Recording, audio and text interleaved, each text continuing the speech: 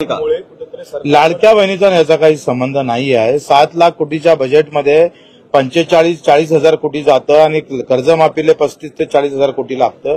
त्यांना फार मोठा विषय नाही आहे। उलट आम्ही पाहतोय का शक्तीपीठ असेल, इकडे कोणता समुद्री मार्ग असेल किंवा पुणे मेट्रो असणार, या सगळ्या योजना मी नेहमी सांगतो। माझा आरोप काय का योजना कोणत्या बजेटमध्ये केल्या ज्याच्यातून कमिशन मिळतं, म्हणजे म्हणायचं काय आहे सर? तेच मी म्हणतोय। आता अधिक काय स्पष्ट म्हणू?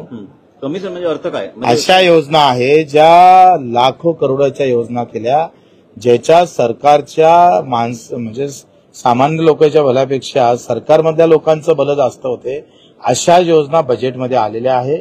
पक्ष मजबूतीच्या योजना आहे, त्याच्यामुळं सरकारचा लोकांचं काय भलं होईल नंतरची गोष्ट आहे।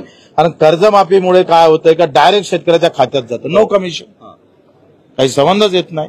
त्याच्यानं अशा योजना ते बाजूने म्हणजे याकरिताच टोलवाटोलवी होते शासनाकडे। बिलकुल, माझं म्हणणं तेच आहे का जिसमें है दम उसमें है कमिशन। महाविकास आघाडीचे नेते देखील हेच म्हणतात की कमिशन खोरी करणार आणि दलाली, म्हणजे ठाकरेंच्या पक्षाने देखील हाच उल्लेख वारंवार करतात। आता तुम्ही त्यांची भाषा बोलू लागलात।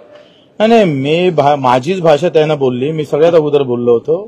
त्यांना तुम्ही विचारा का हे बच्चू कडूचं रिपीट तुम्ही कसं करता? बच्चू भाऊ, आता 2 बैठका झाल्या, 2 बैठका झाल्या की टायरची हवा कोणाची काढणार, कोणाची काढणार ते आता आमची बैठक आहे 28ला। कोणाचा टायर पंक्चर करायचा, कोणा शेतकऱ्याबद्दल कोणत्या मंत्र्यानं जास्त घृणा केलेली आहे, जो आमच्या बाजूनं कोणता मंत्री बोलला नाही, ज्यानं निवेदन घेतलं नाही, ज्यानं ज्या पद्धतीनं शेतकऱ्याच्या तुच्छ समजलं, त्याच्या टायरचं म्हणजे गाडीचा टायर पहिले पंक्चर होणार।